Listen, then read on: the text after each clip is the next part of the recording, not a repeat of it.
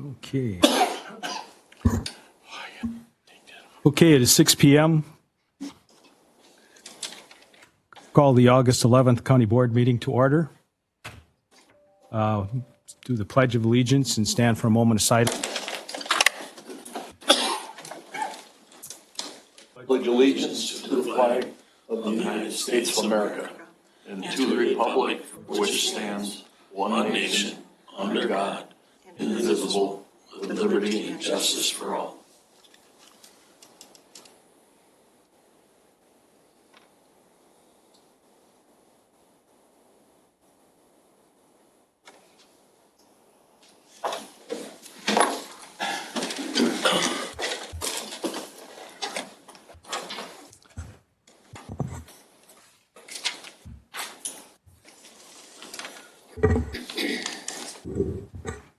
Okay, do the roll call. Supervisor Shipman and Supervisor Thornton are excused absence. Supervisor Hunt is on the phone, otherwise all other members are present.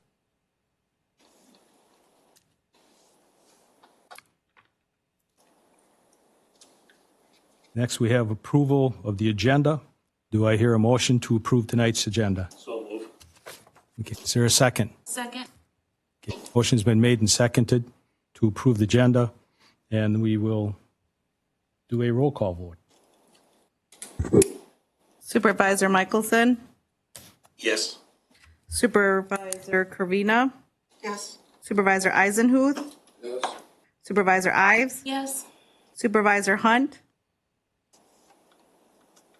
Aye. Supervisor Hall, Aye. Supervisor Darrow, Aye. Supervisor Steele, Aye. Supervisor Sikorsky, Aye. Supervisor Schmidt, Aye. Supervisor McMiniman, Aye. Supervisor Hauser, Aye. Supervisor Gullickson. Aye. Okay, members of the public wishing to be heard, if there are any members of the public that wish to be heard, can you identify yourself now, and then we will get you on. There are no callers on the phone. Okay, no callers in. Move to the next item, consent agenda. Do I hear a motion to approve the consent agenda? So moved. Supervisor Hull. Supervisor Sikorsky seconded? Yep. Okay.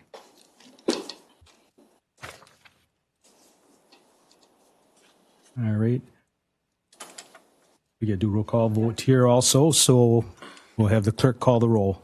Supervisor Hall, Aye. Supervisor Darrow, Aye. Supervisor Steele, Aye. Supervisor Sikorsky, Aye. Supervisor Schmidt, Aye. Supervisor McMiniman, Aye. Supervisor Hauser, Aye. Supervisor Gullickson, Aye. Supervisor Michelson, Aye. Supervisor Kervina, Aye. Supervisor Eisenhuth, Supervisor Ives, Aye. Supervisor Hunt. Aye. Okay. Unanimously approved. Reports. County Administrator, review and update. General report, audit report, Clifton, Larson, Allen. Welcome. Thank you for having me tonight. So you all should have in your materials the executive audit summary, correct? Okay, and so that is what I'm going to go over. We completed the 2019 audit. And instead of going over the full financial statements, which is a lot of useful information, we pulled this executive audit summary together to go over the highlights with you of the results of that. So I will start on page number 1 that you see up there. And this is the general results of the audit. The audit report, the opinion, the second paragraph there, we issued an unmodified audit opinion on your financial statements. And so that is considered a clean opinion or the highest opinion that you can receive. That's what you're striving to get on your financial statements. And it means your financials are in accordance with generally accepted accounting principles and the governmental accounting standards that you have to follow.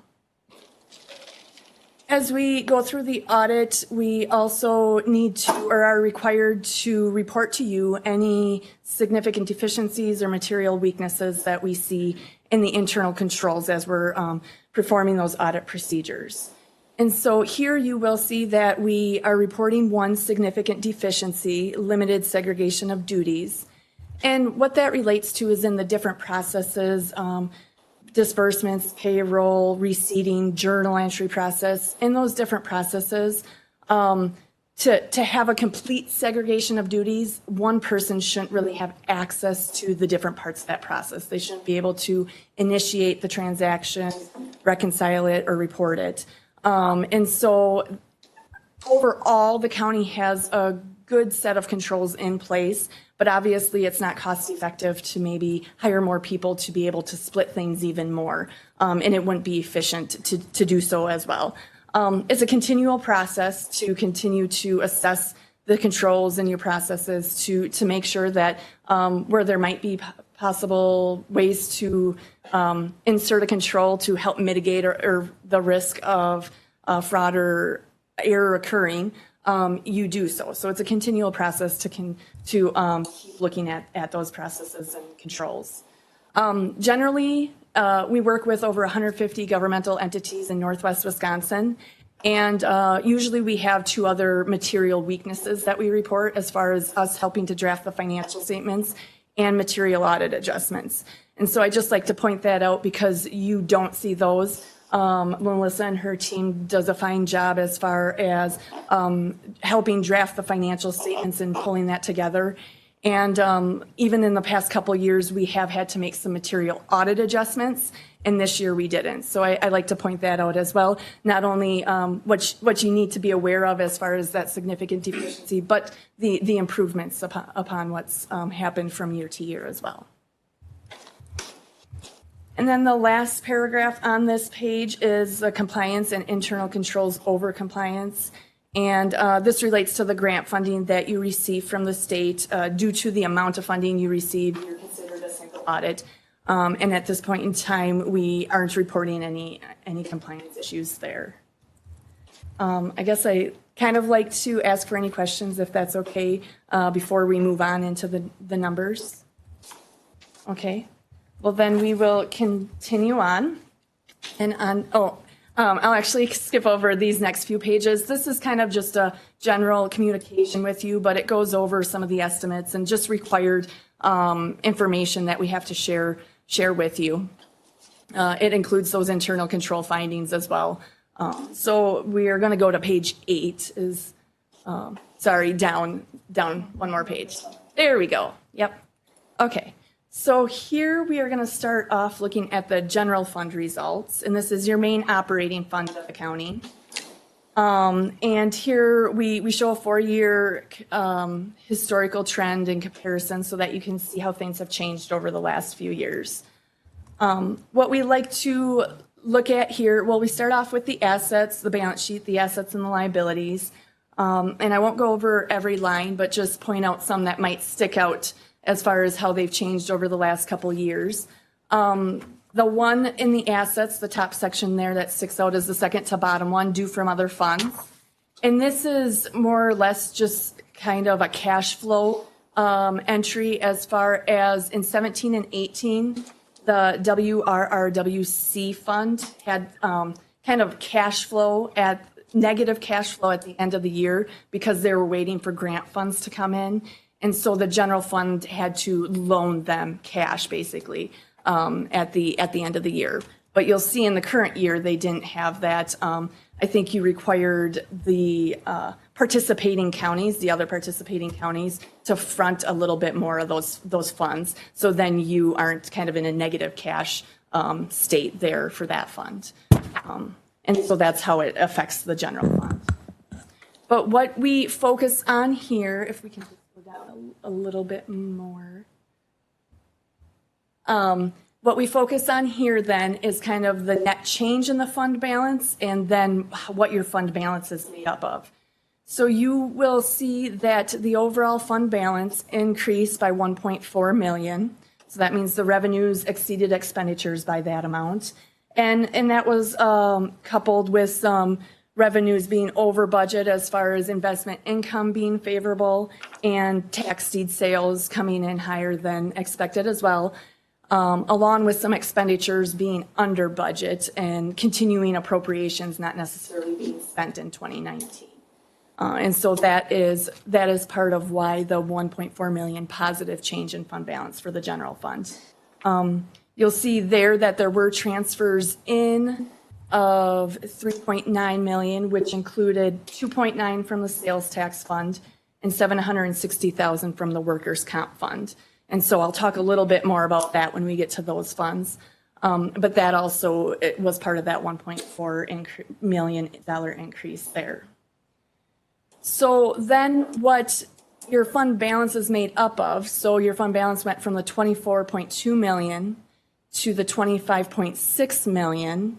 But not all of that 25 million is really available for spending. It's broken down into different buckets as far as what's kind of assigned or designated or not in a spendable form versus what's truly available or your part of your reserve.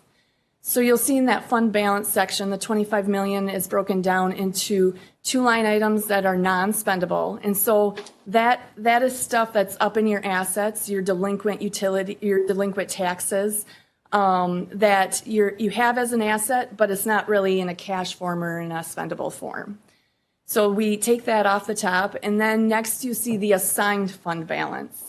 And what this is made up of is, you might have heard it in the past as far as designations or set-aside fund balance. And so this is what the county, what you guys, the board, has decided to use certain parts of your fund balance for. And so if you want to see the full list of what that 13 million is made up of, it's on page 47 of the financial statements. But some of the bigger amounts there include funds for the courthouse, security plan, employee health program, sheriff's department equipment and tower has 4 million set aside for that purpose, and then unfunded benefit liabilities at 1.4 million. So what you're doing there is saying you'll have those expenditures in the future, you have the funds available, so you're going to set it aside for those purposes in the future. So then ultimately that gets you down to the 11.5 million as unassigned, that highlighted amount there. And so we look at that amount as a benchmark to what your annual expenditures are. And you'll see that that comes out at that 34.2%. And you've been right around that 30 to 35% range the last 4 years. And our general recommendation is to have that at a level of about 25 to 33%. So you fall right into that comfortable level as far as having available funds for those unknown purposes, as far as what may occur that you don't know will occur. So you have funds available. So if expenditures occur that you aren't aware of, you'll have that reserve. Any questions as far as the general fund goes?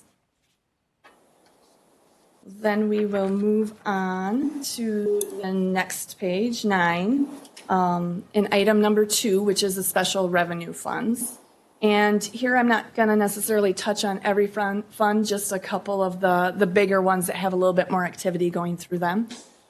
Here you're just seeing the ending fund balance for each of them at the end of each year for the past 4 years. You'll see that the Human Services Fund did decrease, but that's kind of a planned decrease as far as normally you leave that at a kind of a level playing field as far as revenues and expenditures equaling each other. And then County Sales Tax Fund. In this fund, your balance is somewhat stagnant across the 4 years, but obviously there's a lot of activity that's going through here. I already mentioned how there was a transfer to the general fund of about 2.9 million. And so the overall revenues that you saw into the county sales tax fund was about 6.1 million. And then you had that $2.9 million transfer out to the general fund, 1.4 million transferred out to highway to help the highway fund and to pay for some of those purposes and operations. And then 1.5 million was transferred to pay for debt service. And that's common as far as how you deal with that activity in that fund, is that you're bringing that in to help pay for some of those items, to help minimize some of the or to relieve a little bit of the tax burden then. And so those were the main funds I wanted to point out in that special revenue fund. Otherwise, the rest of them are a little bit smaller, and there weren't any real major changes over the last few years. In the item number 3, the capital projects fund, you'll see there, this fund is used just for that purpose. You issued debt in 2018, and then some of it was spent down as far as for capital purchases and capital projects. And so you'll see that balance continue to decrease as you spend those debt proceeds down. Item number 4, the debt service fund. Here, debt service fund is for that purpose as far as bringing either transfers in or tax levy in to pay for your debt principal and interest that's due each year. So usually there isn't much of a fund balance in here because you're only trying to bring in to hear what you need to pay those principal and interest payments. You'll see that there are some balances out there just due to refunding on debt where you might have had a gain or a premium on debt. So that's where some of that balance is sitting out there, and you have that available to pay for future debt principal and interest payments. During the year, principal payments that you did make, you met all your requirements. You had 1.5 million in principal payments, and then about 294,000 of interest was paid on your debt during 2019.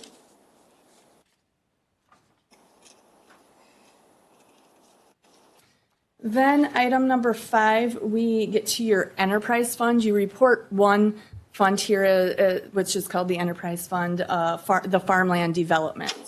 So here, this one has obviously fluctuated a little bit over the last few years just due to the activity that's been occurring on that farmland development.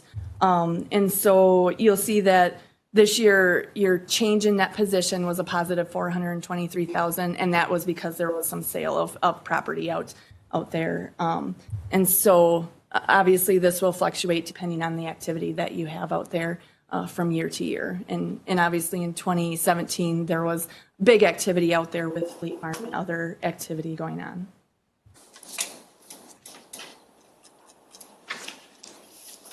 Item number 6 is your internal service funds, and these are considered funds that somewhat serve or help operate certain aspects of the county operations. And so the first one you see here is the highway department, and we show a little bit more detail here. I'm just going to point out, but not get too technical or into the minutia of every piece of information here, but there is, in the restricted assets, that's you'll see that there was a balance last year. There weren't any balances the last few years or this year. And that is basically related to a specific accounting standard. Again, without getting into details, it's an accounting standard that you have to follow, and it relates to your participation in the Wisconsin retirement system. And so they reported an asset last year, so you reported your portion of that asset. And now this year, they actually had a liability, so you'll see that there's a liability now for that the WRS. And so that's what most of the changes in the balance sheet relate to, is that accounting standard and how it's reported. But what we do like to look at here is obviously in the income statement side of things, you'll see that the change in net position was a positive $2,139. And that does include that transfer that I was discussing earlier from the sales tax fund of $1.4 million. A benchmark that we look at here for the highway department is called the current ratio. And that relates to what you have for current assets, cash, and current receivables to pay for your current liabilities. And you want that to be at least a 1-to-1 ratio. And you're at 4.7 for 2019. So you have a good amount of assets, available assets there to pay for your current liabilities for those operations in the highway fund. The next fund that you report, we get into your insurance funds. And so here's the workers' comp fund.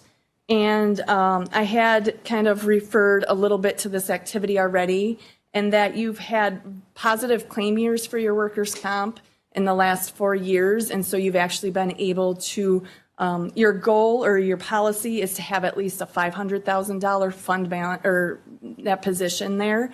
And you'll see that you've actually kept it at $1 million the last couple years.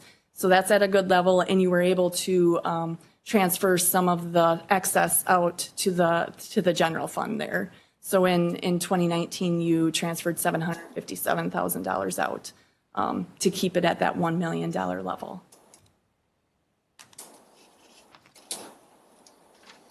On the other side of things, you have the self-funded liability insurance, and here you've had some kind of negative claim years. And so last year you did transfer in $500,000, and this year you were at a negative $13,000, expenditures exceeding revenues by that $13,000. So close to a cut even or a balanced year, but that is negative claims. And I know that, again, your workers' comp is doing well, and so it's kind of offsetting this, and so you're kind of staying even as far as where you're at there between the two of them. And then the next one is the flexible benefits fund, and this is the last fund that you report. And here, obviously, a lot less activity going through here, and so you basically kind of break even most years, and that includes a $6,000 kind of administrative transfer in from the general fund. And this year for 2019, expenditures exceeded revenues by that $3,666.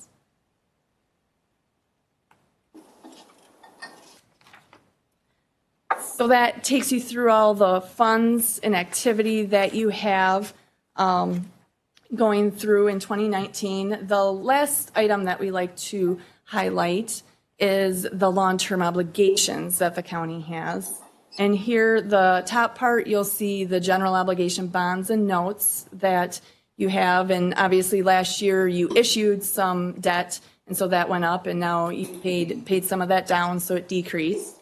What we look at here is that every county, municipality, school district in the state has a statutory debt limit, and that's 5% of the equalized value within the district. And so you'll see the very bottom line there, the county's utilizing 2.9% of that debt limit. So your debt limit is at $302 million. It could be, obviously you don't want to be at that level. Most of the counties that we work with in Northwest Wisconsin range from 0 to 20%. So you're at a very comfortable level. You have some capacity if need be, but utilizing that as necessary. And then the other item that we show there is the vested employee benefits. And so this is the estimated balance of what your employees have earned for vacation, sick, comp, leave type stuff as of 12/31/19 to be paid out in the future when they take that. And I had mentioned when I was talking about the general fund, how you have amounts set aside for this purpose. So if it happens that many people retire or take a lot of that time, you do have funds set aside so that it wouldn't negatively impact you necessarily. It would just take away some of that assigned fund balance that you have. So you're planning for that potential liability that we show up there. So as I said, those are the highlights that we like to go over, taking them from the full audited financial statements.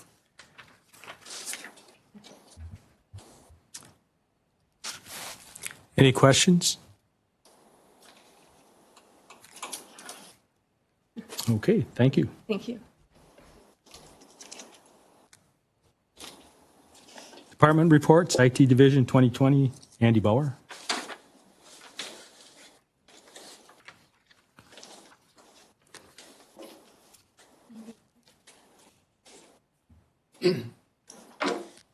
All right, good evening.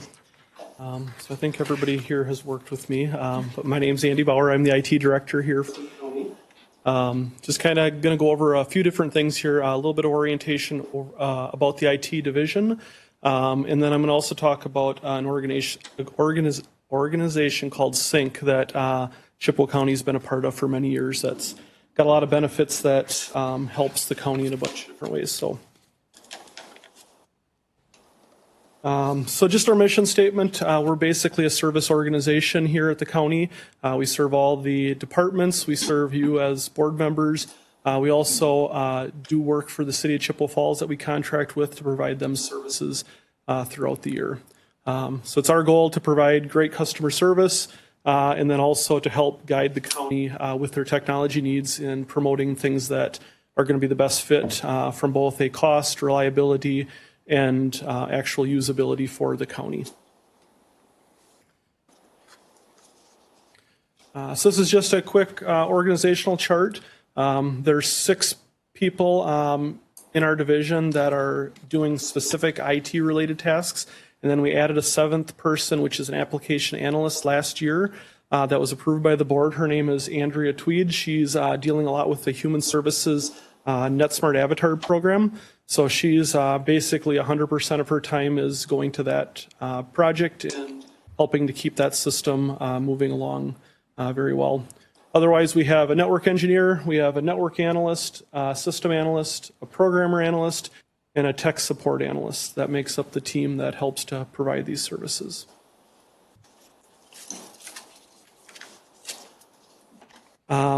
As a division, we have a lot of different tasks that we do. Some of those are device replacement, ongoing support, maintenance, and training. Chippewa County has done a very good job over the years of having funding for keeping all of our equipment up to date. That's very important for security. As things get old and are no longer able to be patched, that becomes a security risk if we don't keep them up to date. So we follow industry standards for replacing equipment on a timely basis.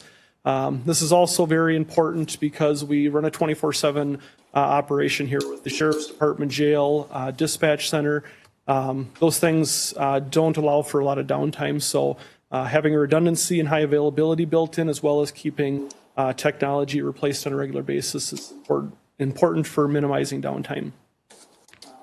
Our end user replacement schedule is 5-year replacements, so desktops and PCs and things like that that the end users are using on a daily basis are replaced in a 5-year schedule. I've seen many times where those aren't replaced in other organizations on a timely schedule, and you end up with more downtime.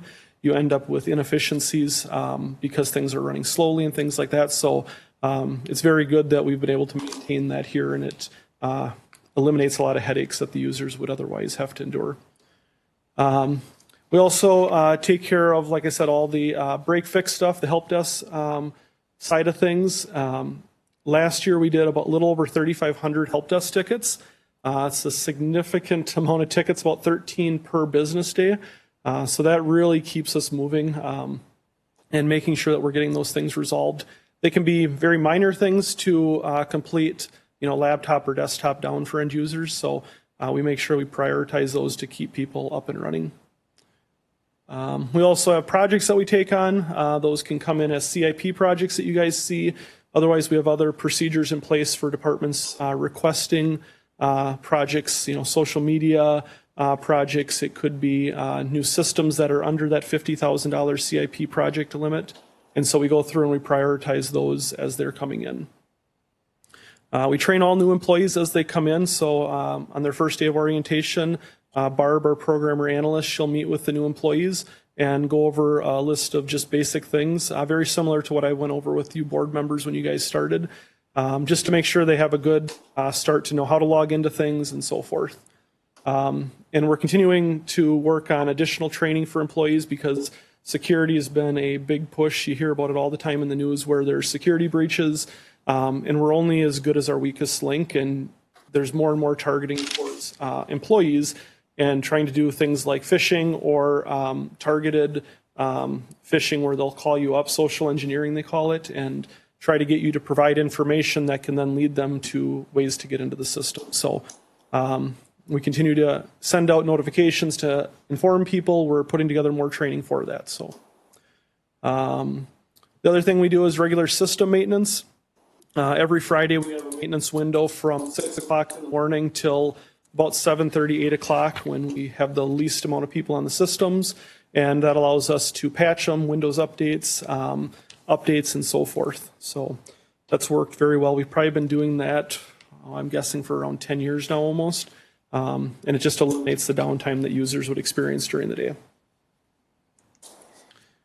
Speaking of equipment that we maintain, here's just kind of a quick little rundown of some of the systems that we maintain.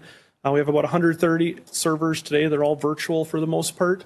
We have about 500 computers and laptops, 97 wireless access points, about 500 phones, 85 plus network switches.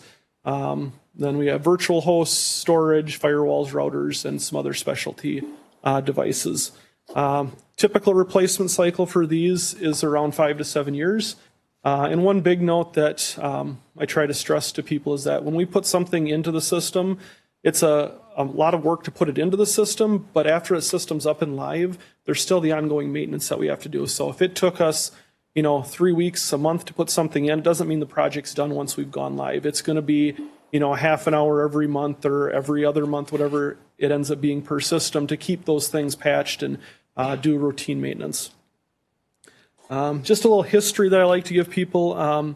Back when I started a little less than 13 years ago, we actually had about 25 servers. So you can see that the load has increased on the server side, but we also had no wireless access points. We had the phones being taken care of by the county clerk's office, actually. There were no virtual servers. Everything was physical back then. So we had big rack mount servers or tower servers, and if we had 130 of those today, they wouldn't fit in our data center. There were no load balancers, no email archive, limited redundancy in a lot of the systems. Things were just a lot different back then as far as what the county needed for its operational side of things. So as things have increased over the years, we've had to build in these redundancies while still trying to keep the budget fairly level as far as that's concerned. So most people just don't realize kind of how things have grown and ballooned out in 13 years. So that's one thing I just like to point out.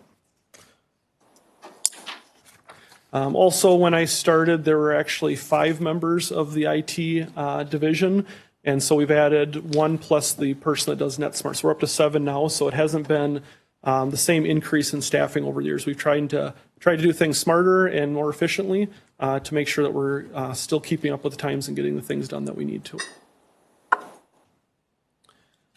Successful department projects. This is kind of just a little step-by-step thing, is the different steps we go through with projects to make sure that they're going to be successful. We've learned a lot over the years of what makes a project unsuccessful, and we've tried to adjust to make things more successful. So the biggest thing we stress to departments is to make them, or to let them know that we want to be aware of the projects. When they start thinking about, hey, we have a need for something, let us know at that point, and we can help you, and we can reach out to other counties and or other organizations that we're part of and say, hey, we're looking at doing X, Y, Z. What can you tell us that you've experienced with those situations, or things to avoid, those types of things. We end up doing a lot of research, proof of concepts. We try to follow the industry best standards, making sure security measures are in place. And then we get to the point of implementation. So a lot of that stuff is done on the front end to make sure that things are successful. We do the implementation, we do testing, and then it goes live. Once go live is done, we try to document the project so that if there's turnover in the department, that the next person coming in has a good way to pick up the pieces or to learn what the systems are and keep things moving forward without bigger issues to come up.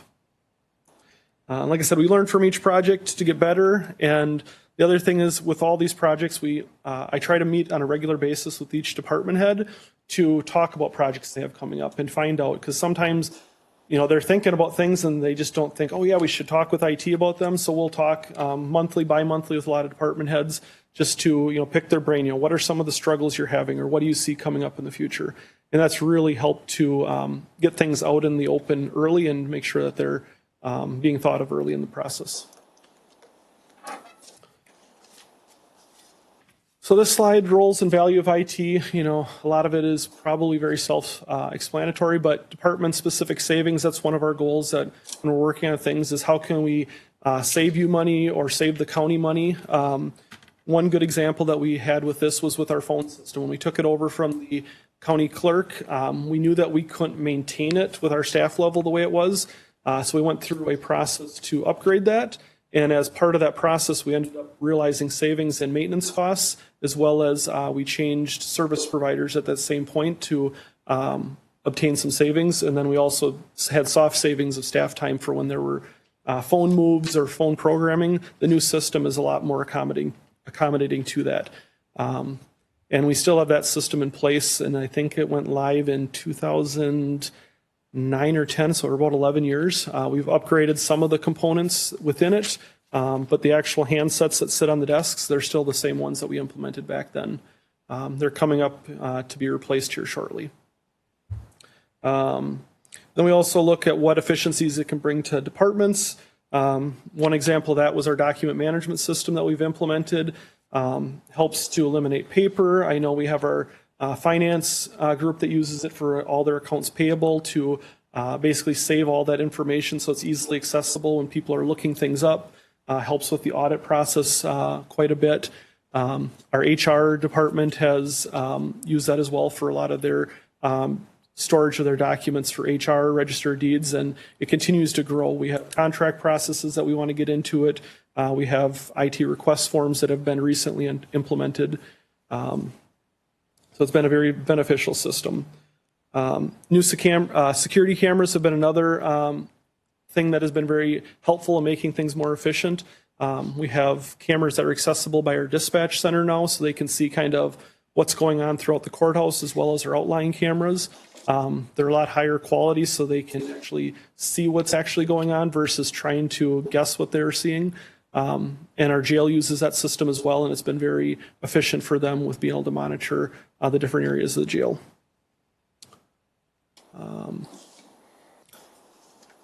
Expectations of system uptime, like I had mentioned, things have really progressed over the years where every system is more and more important. You know, law enforcement, they don't want their dispatch center to have outages. Email's become a critical communication tool where years ago, if there was a half an hour of downtime, you might get a phone call or two. Now, if it goes offline for a minute or two, we're getting tickets submitted to, hey, we have an issue with this, and getting help with those things. Security enforcement, data replication and backup, high availability and disaster recovery, those are also things that we try to make sure are implemented when we're looking at any project or system that's implemented.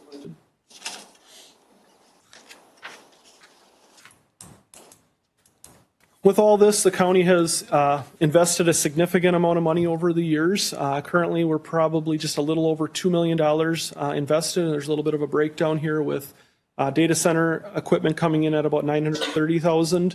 That's all the network switches, firewalls, wireless controllers, phone system, storage servers, etc.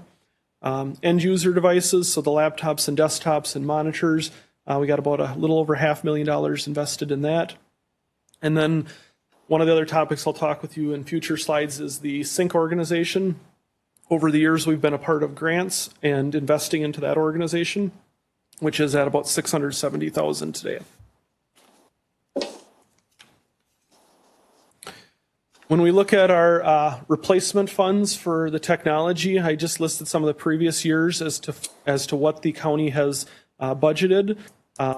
So you can see it's been pretty consistent. 2016 was a year when I believe the mobile data computers in the squad cars were replaced. So there was a little bit additional money that needed to be put in there because those are a little bit more expensive. Otherwise, pretty consistently around that $215,000 range. And then that's split between end user equipment and data center equipment.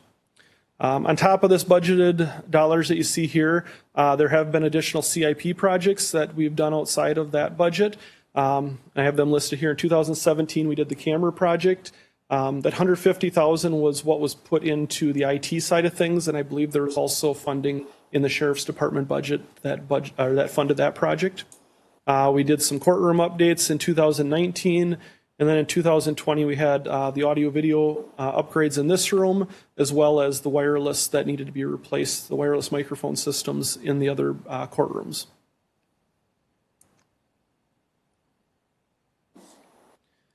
From our operational standpoint, I wanted to list kind of what our levy expenses have been over the years, as well as our revenue.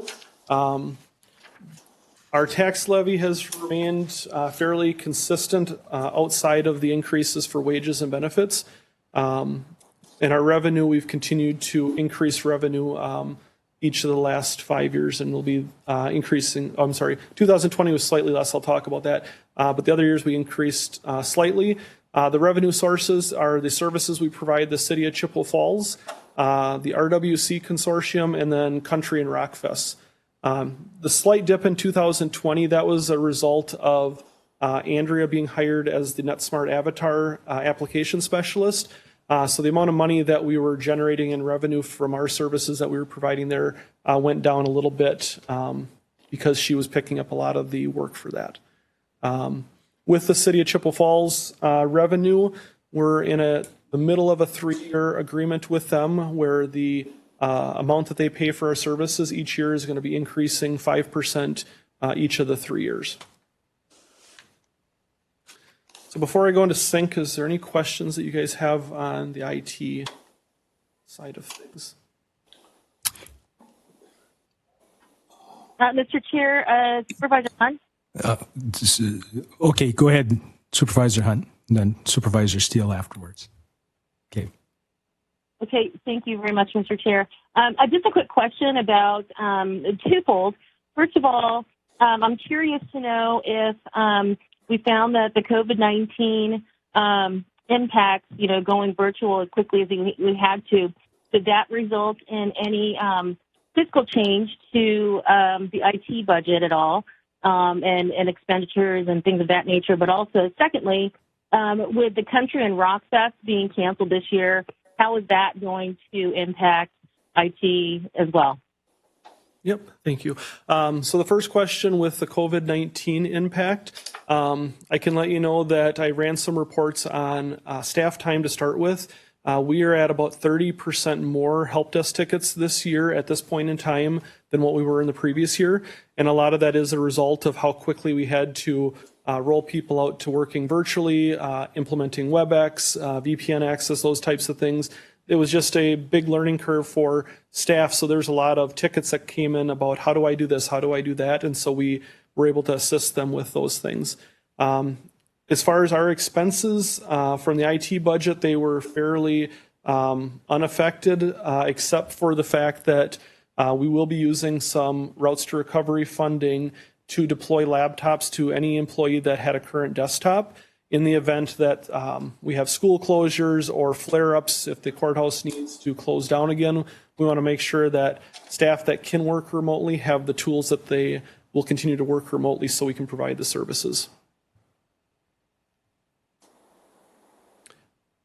And what was the second? Okay. Thank you. I'm sorry. Yep. The second had to do with Country Rock Fest and Yep. How they were canceled this year. Yes, so that did affect some of our revenue coming in from those. I think we budget, it's either $500 or $1,000, I don't know off the top of my head. So that revenue won't be coming in this year, but we did have increased revenues from the RWC compared to what was budgeted last year. So that will help to cover that difference. Great. Thank you. And kudos to IT for being so flexible and making sure that you accommodate our employees so quickly and readily. Thank you very much. Supervisor Steele, yes. The software programs that our different departments have, and they pay a lot of money out of that. Why isn't that in the IT's hands? I guess, when we're looking at money spent, there's thousands of dollars there. And, I had some experiences of where, this works good for us and this works good for that, but they don't talk to each other. And if we had one focal point, that I think it'd be, and I don't know why that wouldn't be in the budget. Yeah, and we've continued to work with each department over the years, and one of the things we've focused on is what we call enterprise systems. So if we're putting in a document management system, for example, which we have is called Laserfiche, we make that a county-wide system. So we don't have finance using one system and then HR purchasing another system. So all software and hardware purchases have to run through the IT department for approval. I don't know why certain departments would pay for things in the past, but a lot of those were past things that were done.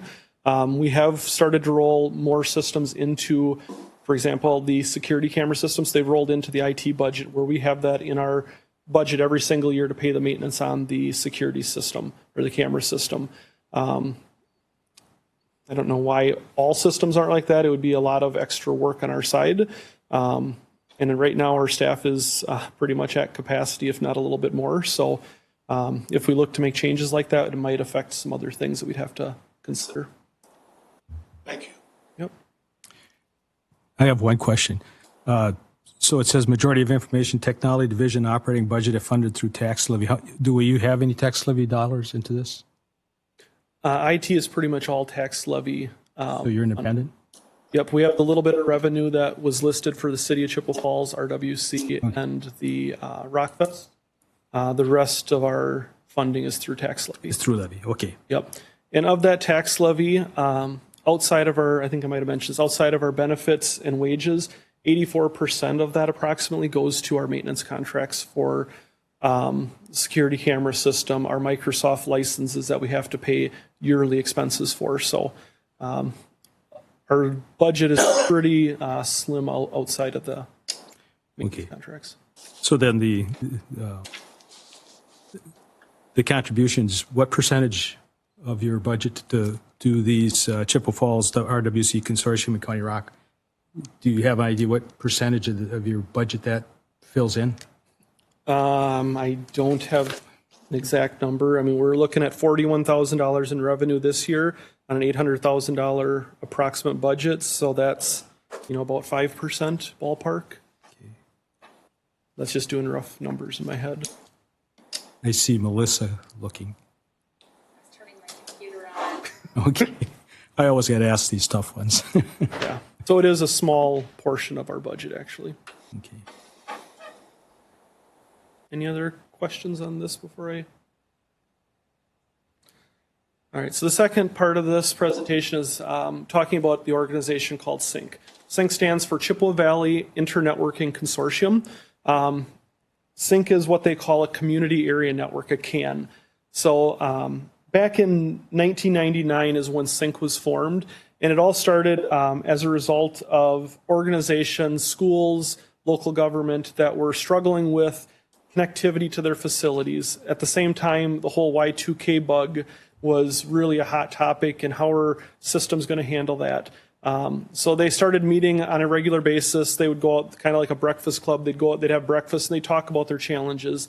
And what they found was that there was really a ton of spots where they would intertwine. Like, even though you're a school and we're county government, we're still dealing with a lot of the same issues. And if we work together, maybe we can find solutions to some of these problems. So they continue to meet, and it continued to grow from there. Today's member list is listed here. So we're at approximately 41 members today. Each of these members is able to come to the weekly work group meetings. So we meet every week on Thursdays.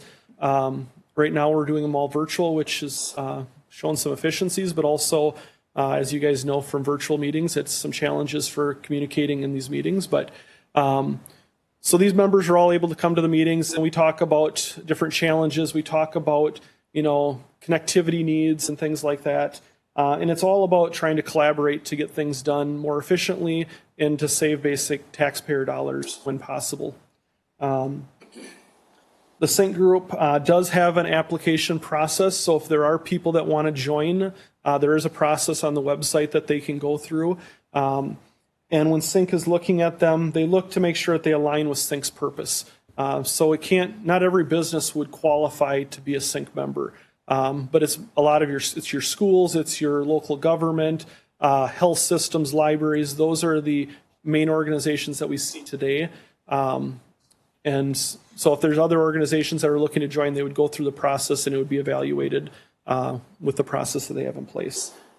There is an executive committee that's made up of 12 members. Chippewa County is one of those members, so I sit in on that executive committee, and those meetings are once a month. Those meetings are more of a formality than anything. A lot of our tough discussions, similar to what you guys would have at a board meeting here, are had in our work group meetings. So every member has input, and we kind of hash out all the details of things, and then it goes to the board executive committee for official approval.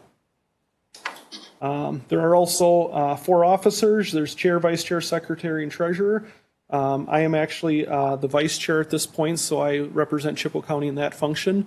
And again, it's all about working together as a team to provide services, to share applications, and so forth between the members. So one of the sayings that they have is collaborate, connect, and save. SYNC's network promotes economic development, expands educational opportunities, improves availability of government services, and increases efficiencies to reduce the burden on taxpayers. Kind of the things I've been talking about already. It's all about being efficient and spending money wisely.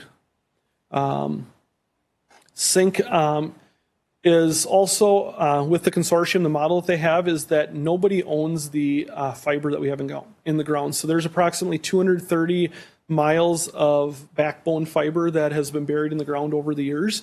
And there's 16 tower locations. The actual fiber that's in the ground is not owned by Chippewa County. It's not owned by Eau Claire County, the city of Chippewa Falls. It's owned by the organization. And so if we were to walk away from SYNC, we have no assets in there.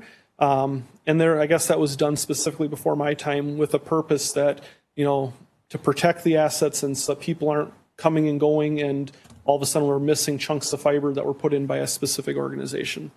I can tell you it's worked very well over the years. I can't recall a member that's wanted to walk away from this organization. And it really provides us a lot of redundancy for our connections. I think I talked in a future slide here, but we have multiple buildings that have been connected, and I'll talk about that when I get to that slide. And it's all the project collaboration that really makes this a special organization. We work together, we talk about what the needs are about the organization, and we have the philosophy that we can't do this alone. And that's really proven to be true over the years. You know, there's so many big projects that have been done, and no one organization, even some of the bigger ones like Mayo or HSHS that are members, couldn't have done that on their own. So it's all working together as a team, and I'll share some success stories in a little bit on that. We've been a part of grants opportunities. That's one of the topics that's regularly discussed at the SYNC meetings. In 2010, SYNC was collaborating with the University of Wisconsin Extension Office, and we received a $32.3 million grant. Approximately $11.5 million of this grant was used to put about 200 miles of fiber throughout the Chippewa Valley. So that was a huge growth for the organization and was very key for some of the infrastructure that Chippewa County was able to have connected. As part of this, there was also a wireless solution called WiMAX that was implemented that covers approximately 1,300 square miles. And that has been upgraded to LTE service in a bunch of the areas today. In 2016, Chippewa County also was a part of another grant that we partnered with WIN, which is Wisconsin Independent Networks, and we were awarded a $286,000 grant to fund a little over a $500,000 project in our Lake Wissota Business Park here in Chippewa County. And I know my previous boss was saying this as well, that, you know, it was amazing how the business park was fairly empty, and once the fiber got in, was it timing, you know, just the right timing where things started to fill up, or was it the fact that this technology was available? It was probably a combination of both, I think, but it has definitely helped the businesses in that business park, and WIN has been able to provide services to these organizations. And our investment in that was about $130,000. So it was quite the project and very successful.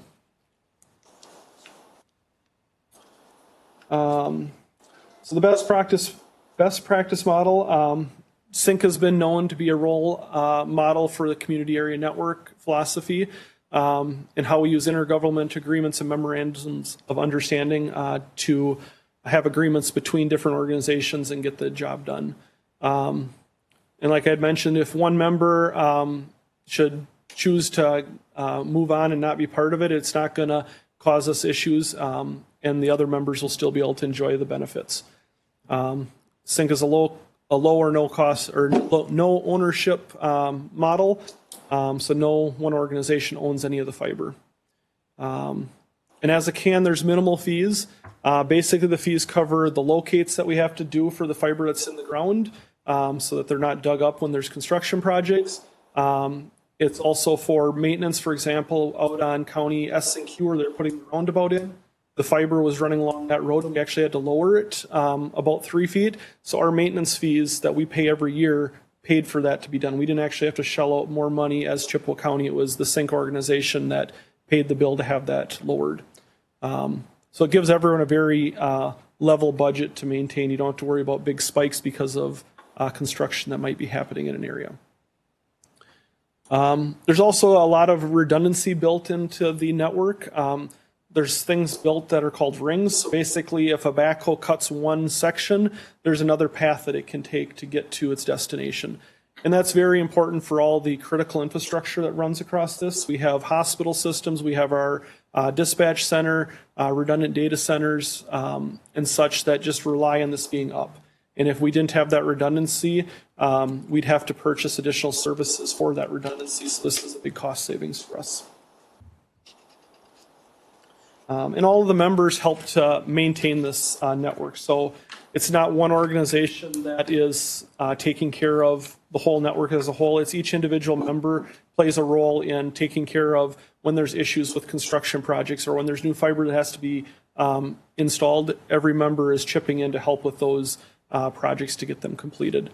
Everyone that's a part of these organizations has their normal day jobs. So this can't be something that requires, half of my day to be doing, but I can, put a half an hour here or there in to make sure that things are successful. So now some of the success stories. Cost savings has been one of the big success stories, as well as increased bandwidth. We talked a little bit about the phone system that the IT department ended up taking over and upgrading years ago. And as part of that, we were able to partner for that purchase. We actually had a bunch of the Sync members that went together and wrote an RFP. So we had additional buying power to reduce the cost. That was a big cost savings that we were able to see. We've been able to work together with organizations in Sync on our website. So Chippewa County went together with the City of Chippewa Falls, Eau Claire County, and Eau Claire City to purchase a new website years ago. And that was able to reduce the cost to the county because we had multiple agencies that were all buying into the same product. Same thing holds true with the Spillman public safety system. When Eau Claire County went to implement Spillman, they wrote their RFP in a way that allowed other organizations to buy off that, which saved us time and money when we were going to implement that project as well.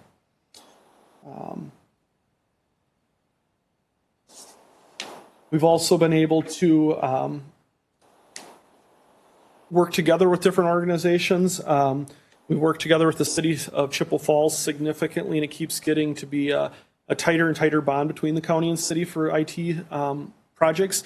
We have a camera system that's shared. We have a phone system that's shared. We have our whole Active Directory structure for user logins, email servers, document management systems. That was all a result of us having this Sync fiber between our buildings. Without that, we wouldn't have been able to do all these other projects, which has brought in additional cost sharing for the hardware and software that run these applications, as well as allowing us to provide services more efficiently. When we talk about the buildings that are connected, there are numerous buildings. We have Irvine Park, City Hall, the Police Department, Fire Department, Wastewater and Streets here in the City of Chippewa Falls.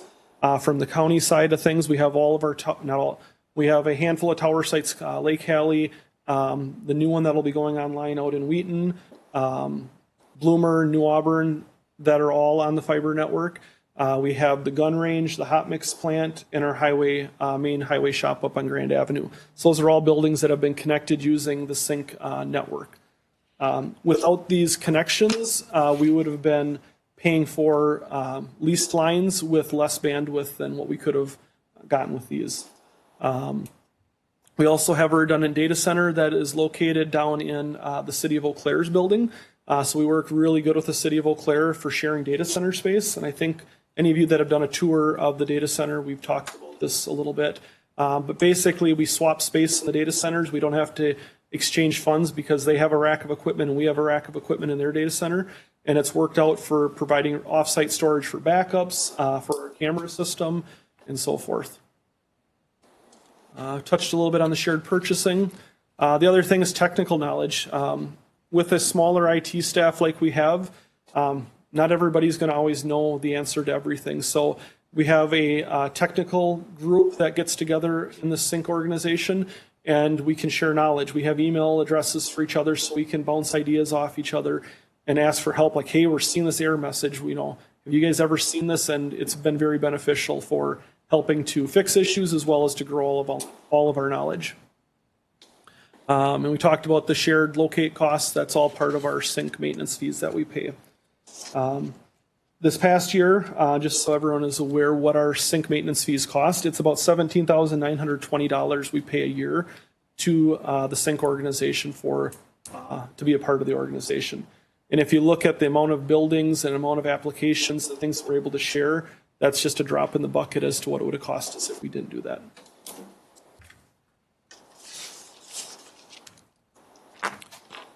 Any questions on SYNC, the organization? Any questions from the board? Okay, thank you. All right. And just our contact information. If anyone needs to get a hold of us, that's the best methods right there. Thank you very much.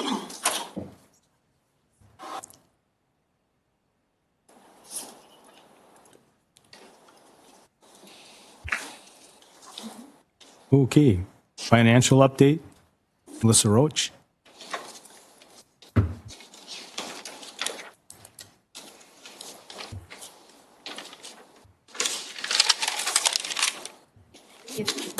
Okay.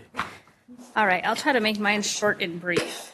I think the last time I was in front of the board was in May when we gave a first quarter and a year end with the closing dollars. So this is going to be a second quarter overview. So it's January through June. And I highlighted some areas here of things that might stick out, just kind of some things to mention. So the first one there, which usually this is on every quarterly report that I give, is the general county revenues, which is really our state shared revenue is a big piece of that. So that comes in the fourth quarter. So I just like to keep that on our radar because it looks like we're way under budget. County clerk, again, their expenditures are due to the library reimbursements. We always pay those out in January, so it looks like they've spent almost all of their budget, and that's just because library reimbursements are over $700,000 when we make those payments out. County treasurer, revenues, we always start the year with a negative tax levy. They earn their revenues throughout the year. One thing I wanted to point out here, and we talked about at exec when we gave the 2021 budget, interest rates are down. One of the things that I reported at exec was June of 2019, we brought in over $30,000 in interest revenue. In June of 2020, it's $1,800. And it's not only just affected from COVID, it's just interest rates. They were really skyrocketing. We were doing really good, and we knew it was too good to be true, and we're seeing that impact already. Oops. Register of Deeds, they start their year out with a negative tax levy, and they earn their revenues throughout the year through fees. Child support, same thing. They earn their revenues on a quarterly basis. 95% of their revenues are non-generated levy throughout the year. And then the last one there is land conservation and forest management. And really why we're seeing the decrease in revenues there is due to the stumpage revenue. For those of you that watch the news, there is one of the mills that closed, and timber markets just aren't good. And then this is just a comparison. It gives a 5-year trend of the revenues and expenditures. I think that's just a good visual to see. Next one here is your special revenue funds. The RWC, I'd like to point out on that one that revenue is we have Medicaid revenue that comes in, and that's always has usually a 2-month lag. And then one thing that I wanted to mention, kind of as April mentioned during the audit report, one thing that we did back in I think it was the start of 2018, we started to have those different counties from the consortium. We're part of a 9-county consortium, and they contribute cash. We call it cash flow, and that's reviewed on an annual basis. We did not do that for 2020 because as they were in the process of reviewing that is kind of when the whole COVID thing happened. So we didn't have any change in cash flow for 2020, but they're reviewing that. So we'll make sure for 2021, if there's a gap, we make them fill that gap. So then they're upfronting that cash and it's not held on the county books and us having to cash flow that. And then the last item there is the sales tax. Currently through May, we always have a 2-month lag on our sales tax. So our July payment was for May's sales tax. We're up 2.87% through the month of May. So even with COVID, we had a couple good months in January and February. So right now, if we stay status quo for the rest of the year, we should look really positive and not have a negative impact on sales tax, which I think is great. Again, this is just a comparison of the 5 years and the revenues and expenditures. Debt service and capital projects. I just like to show what our debt service payment is for 2020, which is at 1.8 million. And then you can see 2021, it looks like we're going to drop to that 1.6, but we did that initial borrowing resolution for bonding. We're going to go out and bond $3.5 million. That'll come back in front of the board in September to vote on that final resolution. Our debt payment then will stay around that 1.8. Capital projects, I don't have really anything to report here. This is just really as we expense the bonding money, we'll expend it down here. Like April had mentioned during the audit report, we got bonding back in 2018. We did $6 million, and then we'll see that continue to go down. This one here, I highlighted the self-funded liability insurance. And one of the things here is our revenue. We don't incur that until October, November. That's when we do our insurance allocation. So until we reach that month, it looks like we're way under on our revenue. And enterprise and trust agency funds. Big one here is land development. There really hasn't been a lot of activity in that account. Again, this is where we would see if we have any purchases or sale of property out in the Lake Wissota Business Park. One thing that we do have coming in on an annual basis is the revenue from Mills Fleet Farm as well as EDI, and that's usually around $400,000.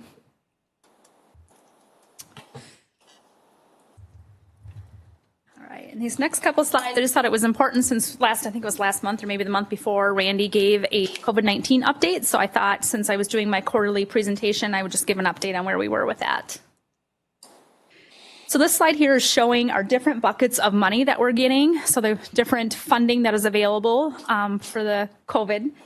The first one there is our big pot of money, which is at a routes to recovery, and that was at $1,054,000. And you can see currently we've claimed in the first reporting period, which was due by July 15th. We reported $614,610, and we actually just received that payment. So we've spent 58% of our funding so far. That contact tracing, this gets reported, the rest of these buckets of money get reported on a monthly basis through public health through the CARS report. So we'll continue to expense those and then get reimbursed on a monthly basis for those. So right now in the contact tracing, we've spent only 15%. Test coordination is 8%. The COVID is we haven't spent anything out of that. The pandemic planning, we've only spent 1%, and then the EPI, 35%. I thought it would be good to share with the board as we go through on what percentage of those funds we've captured.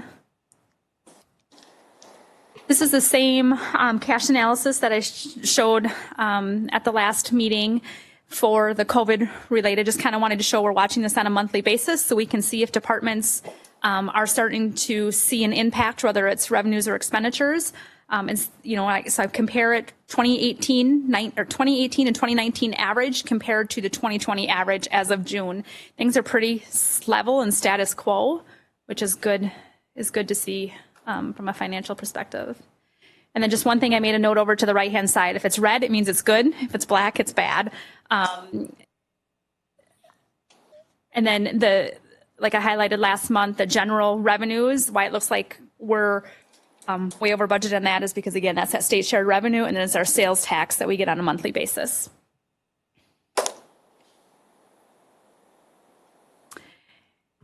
And then here is just the sales tax. You can see I have a 10-year, I only showed 5 years here, but it goes all the way back. I showed a 5-year visual here. But if you look for the month of May, you can see in 2019, we brought in that 538,000 versus 2020, it was a 650,000. So for the month of May, we were actually up 22.1% compared to last year, but overall, in the end, we're up that 2.87%. Any questions for me? Thank you. Okay, thanks. Okay, we will move into the business items. Ready? Ready? Okay, Resolution 2720, resolution to approve levy for 2021 salary adjustment. Resolution number 27-20, resolution to approve levy for across-the-board salary adjustments in 2021. Now therefore be it resolved that $165,000 of levy funding is hereby approved to be included in the 2021 recommended county budget to be used to cover the costs across-the-board wage adjustments commencing on July 1, 2021, forwarded to the county board by the executive committee. Okay, Mr. Schultz. Yeah, motion, right? Okay. Do I have a motion to approve? So moved. Is there a second? Second. Motion's made and seconded. Any further discussion? Yes. If I heard it, somebody's going to have to refresh my memory, but the comparison of raises for our county to surrounding counties and industry, are we staying about the same as them I think we got to doing get, this? I think we got to get on the floor first. Supervisor Steele? Did. Oh, did we? Oh, I'm sorry. I'm sorry. In second. Yeah, we're I was waiting for a discussion. second. I missed it. Yeah, we got one. Yeah, I don't have that comparison, obviously. What this is, typically in the past, this resolution was pay for performance. It had salary adjustments, it had schedule adjustments. This is just for across-the-board increases, which would take effect in 2021 in July. And I'm asking for a zero. The reason I'm asking for the range is because of the budget, and we're working through the budget currently. And with the 3%, it would be 165,000 of levy. But no, I don't have any of the analysis from other counties, or I can get that from HR. They do those types of analysis all the time. Okay. Any further questions or discussion? Supervisor Steele? Correct me if I'm wrong, but I heard you make a point that there's a possibility that this might not happen. Correct. You got to find the money in the budget somewhere to make it happen. Correct. Could you also find some money for the winter maintenance? Not that kind of money. That's 4.5 million we're talking. Well, Highway. I guess what I'm saying is, geez, we can find, 165,000. That's great. Maybe we can find some more, Sure, it's all about balance. I mean, I've talked a lot about this since I've been here. It's about recruiting, retaining employees. We really haven't seen a reduction in the difficulty of recruiting employees. We just went out, our BSO, our Veteran Service Officer, we went to replace that position. We interviewed 3 people. I offered it to 2, and neither one would take it. First one for sure was salary. The second one, I'm not really sure. So we're still in a very competitive market for our positions. So the annual increases, employees look at that, and they want to know if we're able to maintain that. So it's a balance. I mean, every budget's a balance between what you can afford and what you should do, and your values and what you think is important.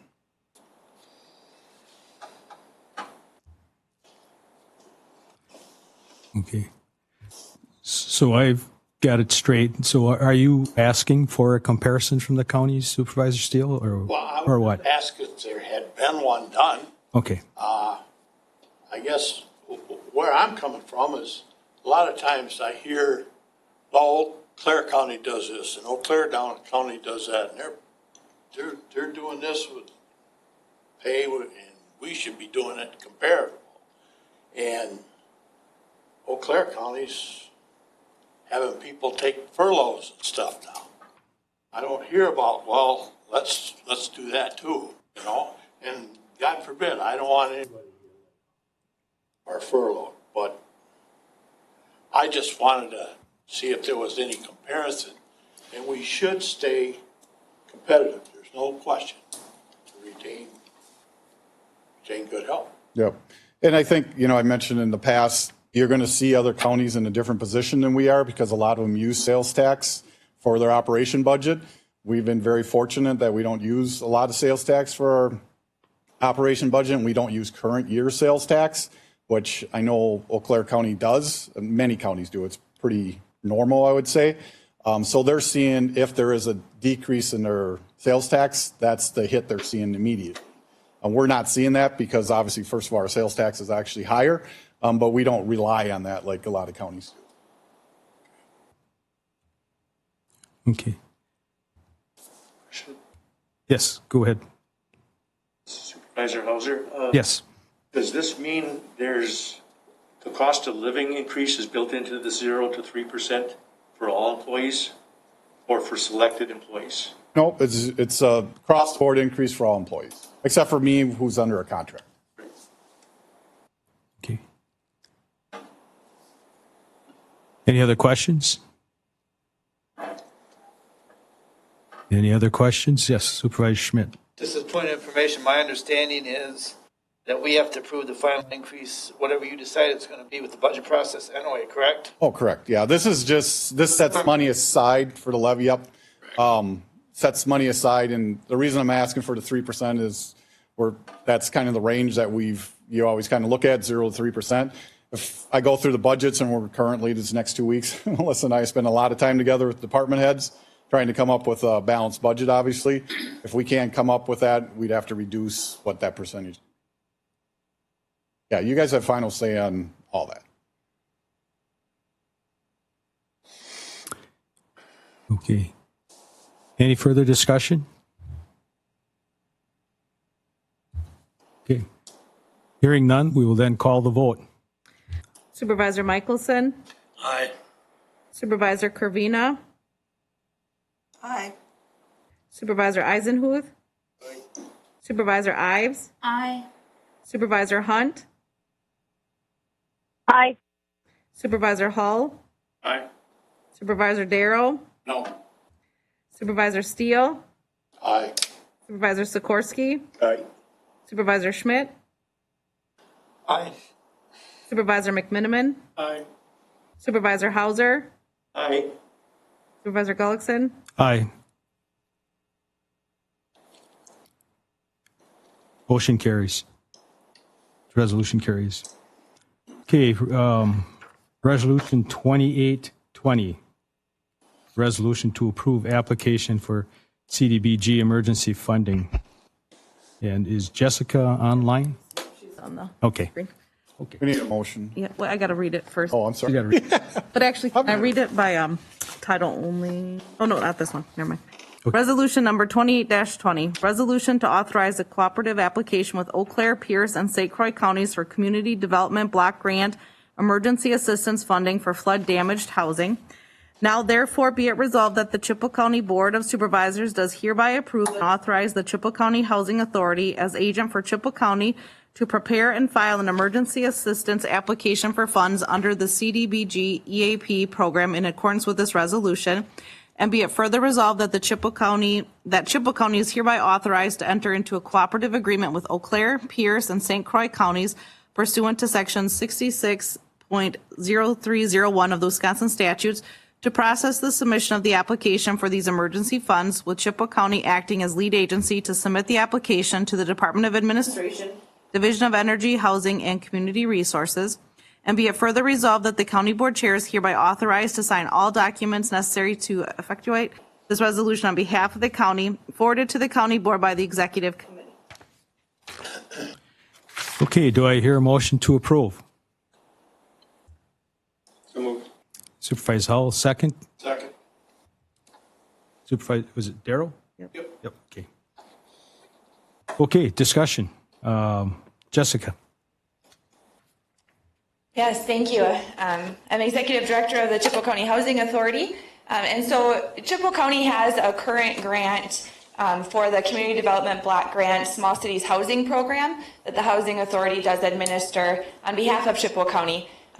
Chippewa County serves as the lead for a 10-county region. Back in 2012, the state moved from funding individual municipalities to funding at a regional level. And so those funds do run through Chippewa County. And so as a lead county in the housing region, Chippewa County is eligible to apply for these emergency assistance program funds.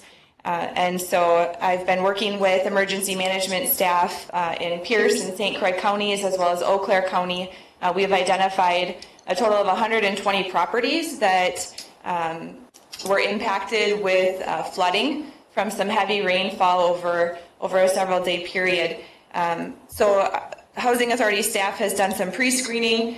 This is a low to moderate income program, and so there's some income eligibility criteria. We believe 46 households to date will meet that income criteria to be able to get these funds as grants to repair housing that was damaged by flooding from the heavy rainfall. Most of these owners have no flood insurance, and the damages are not covered by private homeowners insurance, and so the funds are really, really critical for these families who've been significantly impacted by flooding.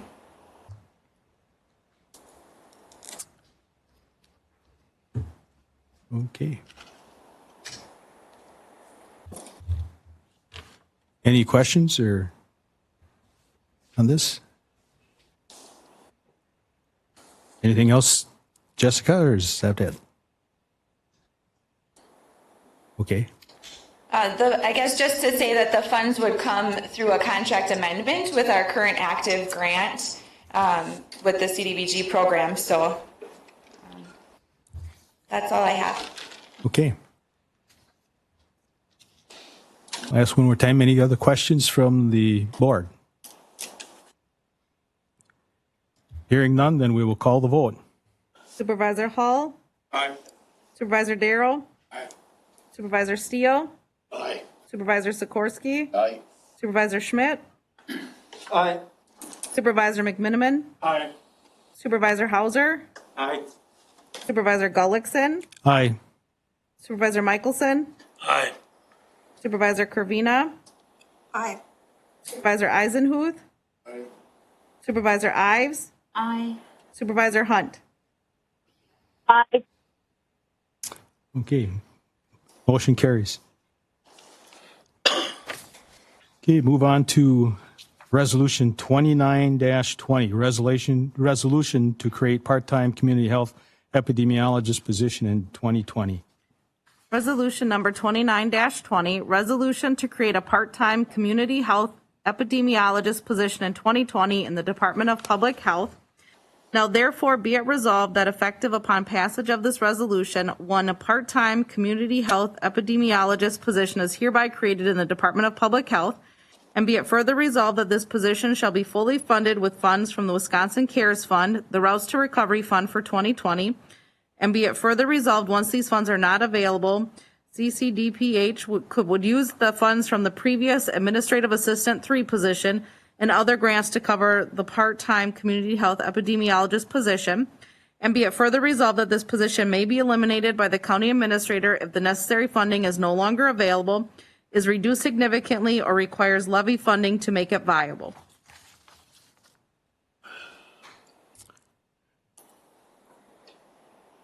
Okay. All set? We need, yep. Okay, do we have a motion to approve? Motion to approve. Supervisor Eyes, do we have a second? Second. Supervisor Steele. Here, if it's okay, Angie's can kind of talk about the position, and if it's okay with you, I'll just tell the board why I support it after she's done. Okay. You're up, Angie. All right, thank you. Good evening, everybody. My name is Angie Whiteman. I'm the Public Health Director for Chippewa County Department of Public Health. The reason that we are asking for a part-time epidemiologist position is that our health department doesn't currently have any positions that are specializing in data and data analysis, and epidemiologist is the study of the origin and spread of disease. Epidemiologists help during times of foodborne outbreaks, waterborne outbreaks, pandemics, chronic disease prevention, including diabetes, COPD, cancer. So really any disease or state of health that exists, epidemiologists can help research the origin and why it spreads or what causes it to spread, which can include environmental factors as well. We are asking for the part-time epidemiologist to be able to start immediately upon approval from the county board, knowing that we would use some of the funds available for the pandemic response right now during the pandemic, and then after that we would like to sustain the position, not refilling an admin 3 that was a cost of $86,000 per year, and the part-time epi will be $56,000, so it still will be a cost savings of $30,000 for the department in Chippewa County.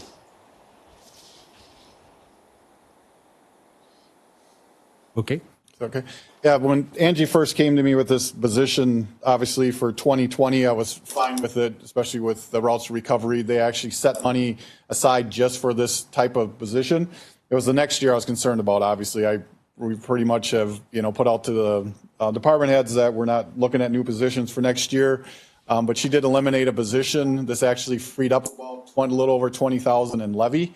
And this position can actually qualify for more grants then the position she got rid of would not qualify for a lot of those grants. So that's the reason I'm supporting it.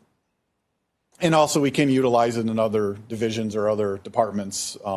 If they're doing research, I know LCFM, Land Conservation Forest Management, has a study out there for groundwater. We could use this position if we went after grants or went after any other information. And I know a few years ago, and Angie, if you're willing to speak on this, I know we didn't get a grant because we didn't have that data analysis. Can you speak on that just for a minute? Definitely. So what Randy's referencing is the Drug-Free Communities Grant, and when we wrote that grant 2 years ago, they said that we had quantitative data but not qualitative data, and then we did rewrite the grant with more qualitative data from our school districts, and we were able to obtain it then.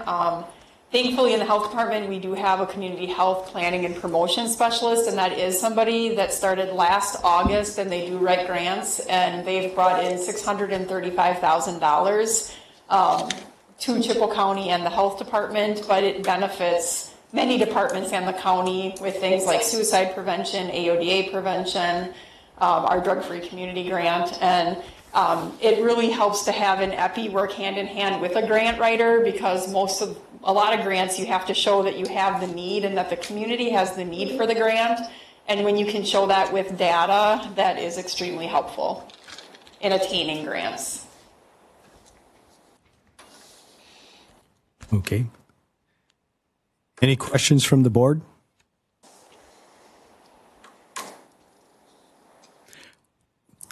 I have two. The first one, because you're shuffling positions and whatnot, is there any levy dollars then attached to this position at all? Not to this position.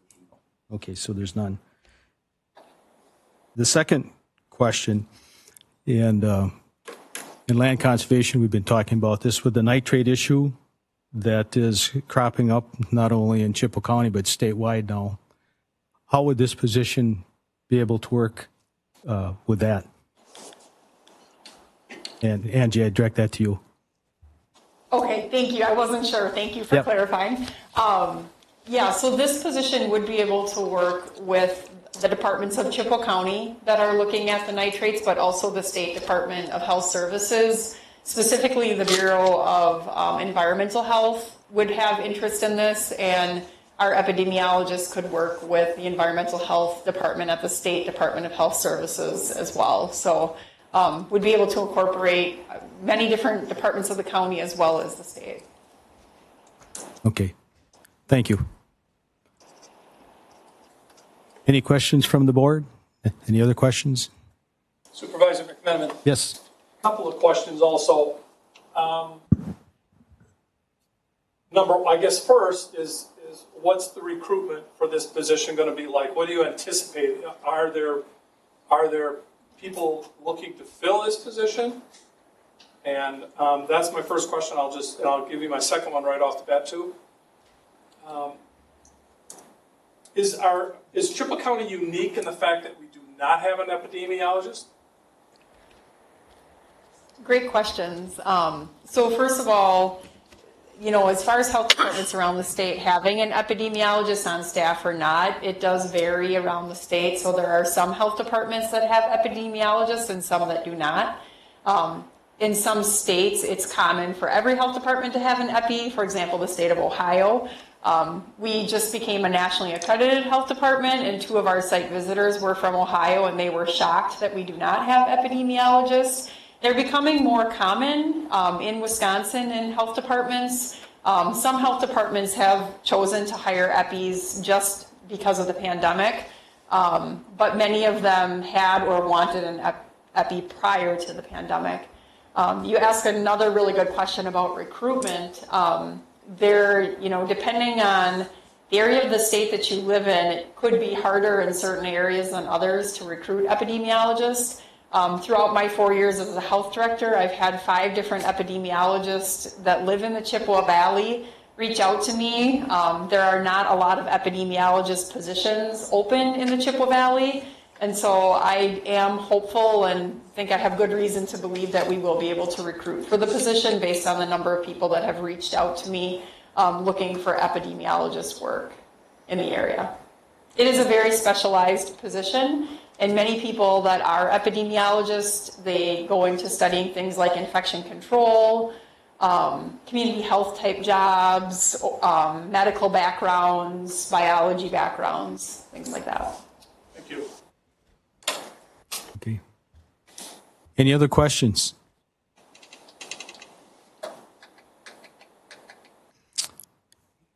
Hearing none, we will call the vote. Supervisor Ives? Aye. Supervisor Hunt? Aye. Supervisor Hull?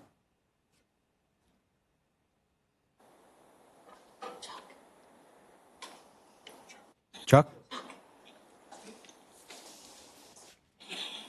Supervisor Hull? Aye. Supervisor Darrow? No. Supervisor Steele? Aye. Supervisor Sikorsky? Aye. Supervisor Schmidt? Aye. Supervisor McMenamin? Aye. Supervisor Hauser? Aye. Supervisor Gullickson? Aye. Supervisor Michelson? Aye. Supervisor Kervina? Aye. Supervisor Eisenhuth? Aye.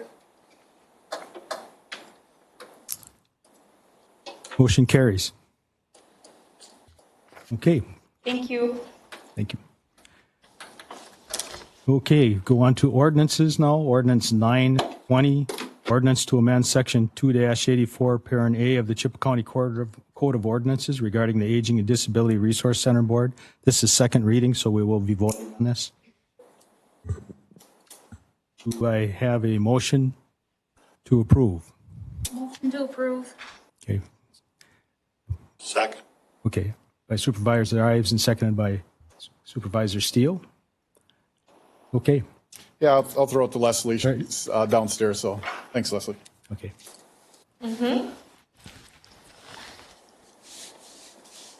Yes, go ahead. Whenever you're ready. Speak up. Yeah, speak up. You can go ahead. We're ready for you. Can you hear me? Okay. If you're talking to me, I don't hear you. I did not hear what you asked. You can start your presentation. Go ahead and start. Okay. Okay. Basically, the ordinance is just an adjustment, or it's just cleaning up the language so it's consistent with the terms of our ADRC contract and the grants that we have, to make sure that the board composition meets the requirements of all of the bodies that we report to with regard to our grants.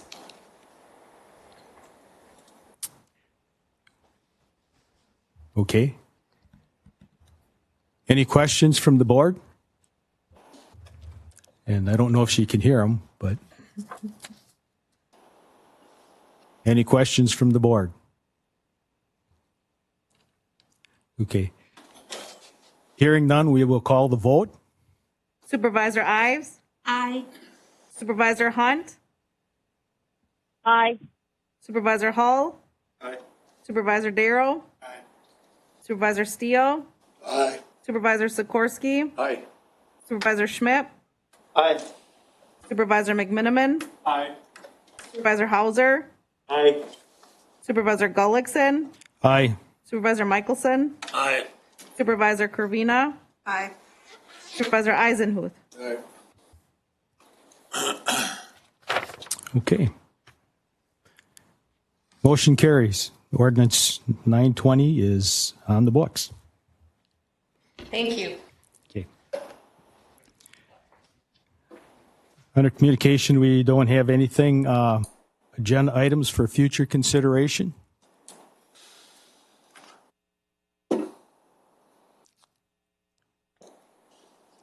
If you do have some that come to mind, whatever, you can always give me a call and we can get them on. So unless I hear anything coming forward for agenda items, I will now move to adjourn. I move to adjourn. Okay. There's a second. Second. Motion's made and seconded. All in favor? So we got to do roll call vote again. Supervisor Schmidt? Aye. Supervisor McMiniman? Aye. Supervisor Hauser? Aye. Supervisor Gullickson? Aye. Supervisor Michelson? Aye. Supervisor Kervina? Supervisor Eisenhuth? Supervisor Ives? Aye. Supervisor Hunt? Aye. Supervisor Hull? Aye. Supervisor Darrow? Aye. Supervisor Steele? Aye. Supervisor Sikorsky? Aye. We are adjourned. Thank you, everybody, for attending.